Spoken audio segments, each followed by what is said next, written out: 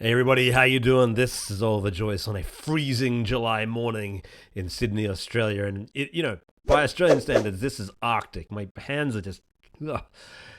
Today's update from the Lair of the Leviathan is all about making a monster. The whole project, basically, you could call it a monster. It is easily the biggest project I've ever worked on, and that's including all the Sword and Sandals games, including Immortals, Sword and Sandals 5, all were huge projects, but this one dwarfs them all. We're a year into development. Can you believe that? David from Nostalgic Realms and I have been working together on this project officially for just on a year. And you know what's crazy? Time passes. Whoa, what a revelation. Time flies when you're having fun. And this project, we always knew it was going to be a big project. We've set aside basically 3 years, maybe even more, who knows, on this project. And this whole first year of the project has basically just been me building editor tools and David doing character art and prop art and maps and stuff like that. We haven't even begun to start on the story and fleshing out the world and everything like that. When you're building a big role-playing game, you do have to do a lot of prep work for it. And my good friend Anders Lauritsen of Scald fame, I've said this anecdote before, but he's really stressed to me, and it's one of the most important bits of advice in my whole game dev career. He said, build good tools. When you're making an RPG, you really need the best tools you can have. And by that, he means you've really just got to build good editors, good item editors, quest editors, map editors, because it saves you time down the long run.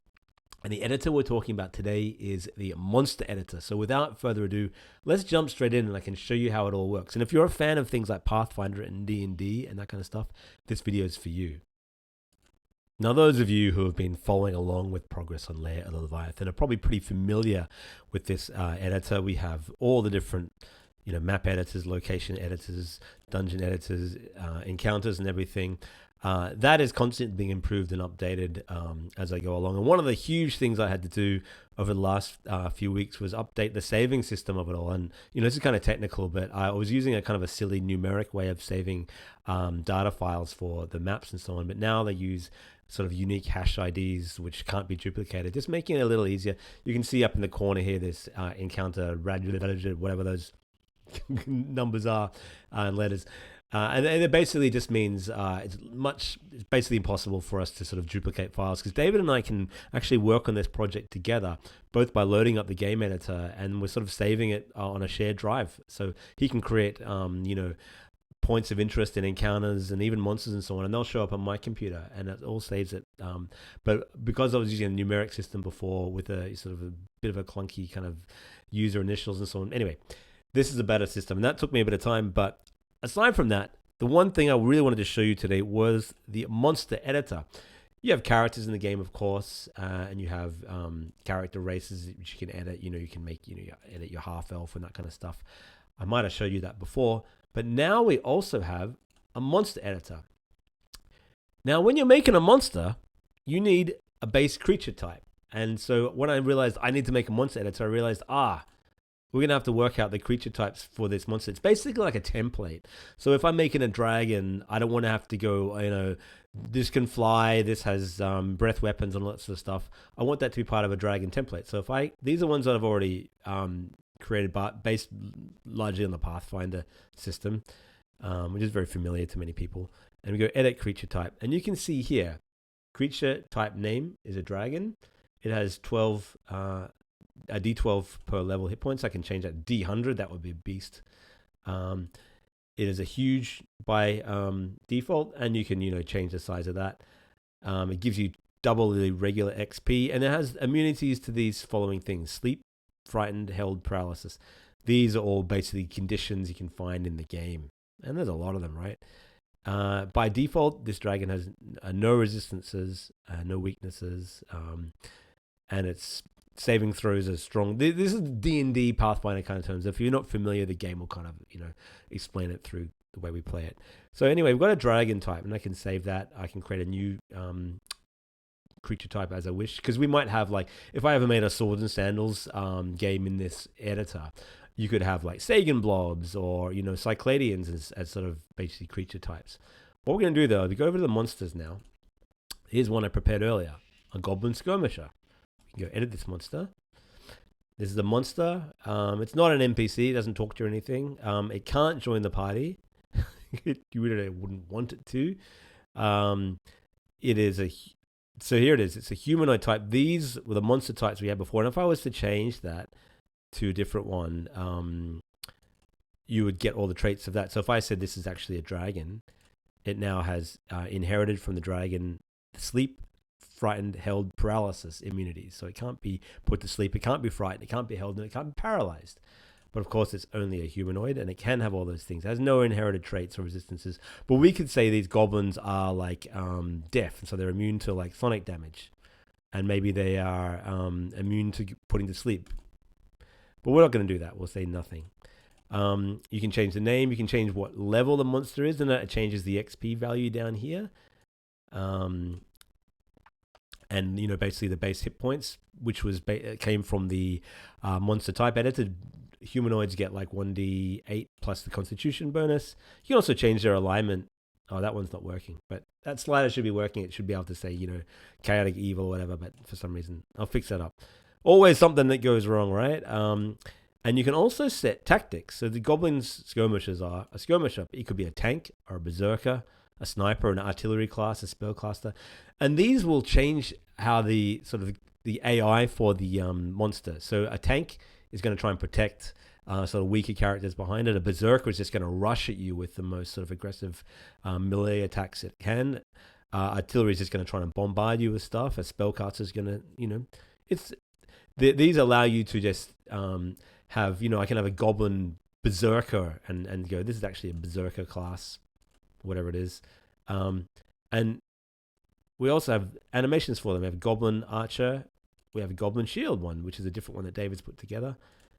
And if you are making your own custom mod for Lair or the Leviathan, your own adventure, whatever, you can even have your own custom animation. So I could go like this, choose a custom sprite.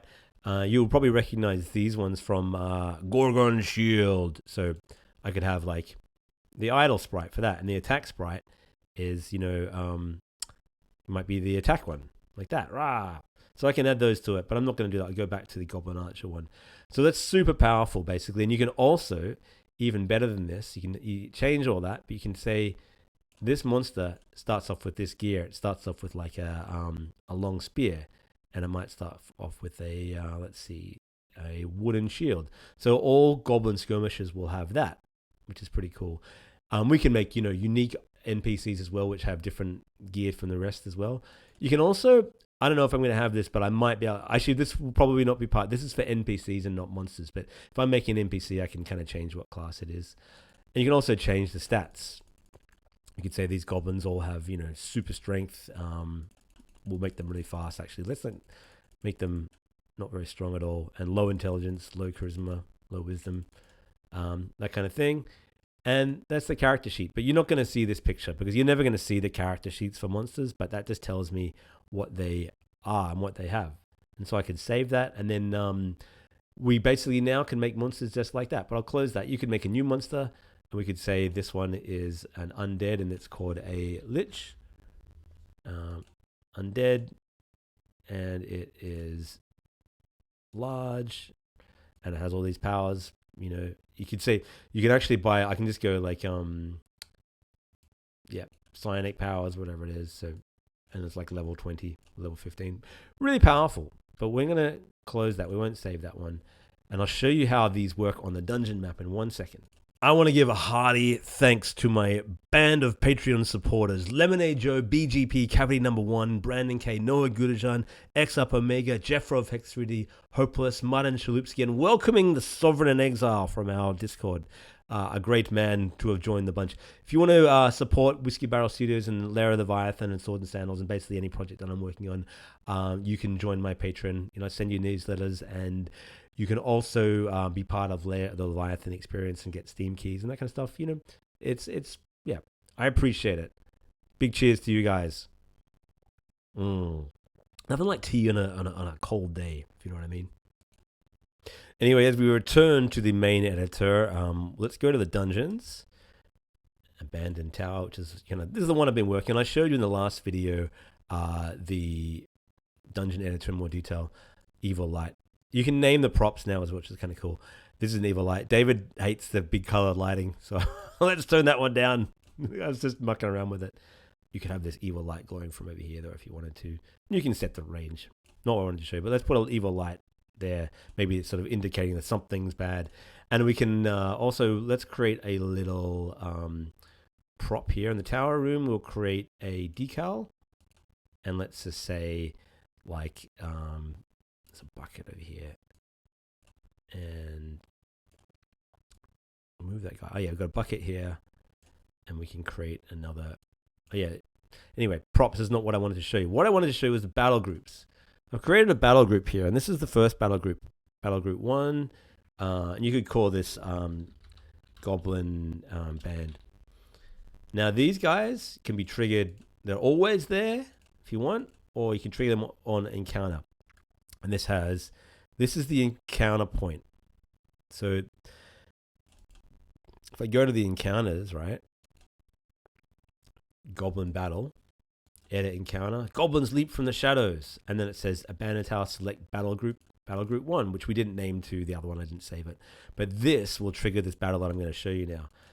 So back to here, goblin ambush, as you can see here, goblin battle is linked to that. Once you trigger this thing, so I might increase that trigger radius a little bit, and I'll move this uneasy point down there. I'll show you that later, but you trigger these 3 goblins. And you can add to this encounter by going add monster. We've only got 1 monster, but here's another goblin. So there's 4 goblins now. And what I can do is I can say this is a level 15 goblin, level 14. You can change the level of them quite easily. And then it will save. Then if we go... Yeah, nothing else to show there. Okay, cool. Now I'm going to show you how that actually plays out. Thank you for being so patient. All right, so we're back in the game and away from the editor now. And you know, the music's kicked and everything. Heroes here. There's an invisible trigger point, encounter point here. So we're going to go straight into the dungeon, which, you know, is mysteriously on the road somewhere, right? Okay, there's no, you know, you'd really actually put it up here or, you know, in the little mountains up there. But for now, I'm testing the dungeon so I can just go straight into it. Somewhere around there. Where did I put the dungeon point? Where is the dungeon? There it is. Okay. So they're in the dungeon, the abandoned tower. And here's our heroes. There's going to be a little door entrance there, and then they'll come out. You know, you can move around, of course, with either the keyboard. They bunch up on the walls, which is kind of cool. So when they're together, they don't go any further, but otherwise they spread out. They're technically all on one tile here, which is interesting. I wanted to have everyone be able to appear on the same map. Oh yeah, this place is uneasy. Rastan, we're not alone here. I'm certain of it. So that's a little conversation that can be triggered. Right now it's set to trigger every time. I need to actually turn that flag off so it just triggers the once. Now we remember over here, we had that little encounter thing. Right now, no monsters, but let's go over here. And also, I just want to give a quick shout out to Christian1, who has done incredible music for this game. You can't really hear it very loudly, but if I turn up the desktop audio, you should be able to hear that a lot louder now. Hopefully it doesn't drown me out, but let's go to around here. We'll trigger the encounter. Goblins leap from the shadows. But Christian is our audio guy, and he's just a phenomenal composer. Check him out on YouTube, Christian WON1. Battle begins, and then the battle music kicks in. And notice the heroes all jump to their own unique tile now. So you can see one tile, one tile, one tile, one tile, one tile. In battle, that's what I want. I want everyone to be able to sort of operate on their own tile. During the rest of exploration, they just assumed as being part of one thing. And the goblins appear. They weren't there before. There's a little bug right now, which I'm working on, where the goblins don't appear exactly where I put them in the encounter thing. They were actually more up here. There's an offset bug, but I'll fix that up. And then from here, combat. And so, you know, we'll do rolling for initiative, and then the order of the battle will begin, and then that's it. You know, step 3, draw the rest of the owl. So it's taken a long time to get to the point now where I can actually start working the combat, and that's been just so much has to go right. You need the monsters, you need the dungeon, you need the pathfinding, all to work together, and that takes months and months before you can. And you need all the stats for the characters and everything like that before You can even start in the combat. But finally, yesterday, I started on the first function, which was check for initiative. And that basically goes through all the combatants and says, who is the fastest, who is not surprised. And that will determine the order of who is in the battle. So I'm going to be showing you updates over the next weeks and months as combat goes. And I'm estimating it's probably going to take, realistically, about 3 months to get a decent working combat system going. And, and we'll be working on combat basically for the rest of the project as well, because as we improve things and add spells and more systems and be able to stun monsters and have monsters drag, you towards them and have flying monsters and all the rest, that'll come later, But for now, I just want to get a working combat system with, damage numbers that come up, monsters that sort of have basic AI and walk towards you and attack and everything. And of course, have them all die when the battle's over and return to the dungeon adventure. But I'm really excited, and I hope you guys can get a bit of more of the vision for this project as we sort of unveil things. I know it's, this is a long wait for many of you. It's been a year or more since some of you wishlist the game. Dave and I just want to thank you so much for your patience, and I hope that these little videos kind of just reassure you that we're working real hard to bring you the vision that we hope the game can be. The kind of game that, it's cliche, but the game that we want to play is what we're making. We love the old gold box games. We love Darklands and Ultima and Knights of Legend and that kind of thing, Eye of the Beholder. And we just want to, emulate the best bits of those and take out the bits we didn't like and truly make an adventure that really is reminiscent of the golden age of what I believe to be the golden age of role-playing games. All right, my friends, until next time, bye for now.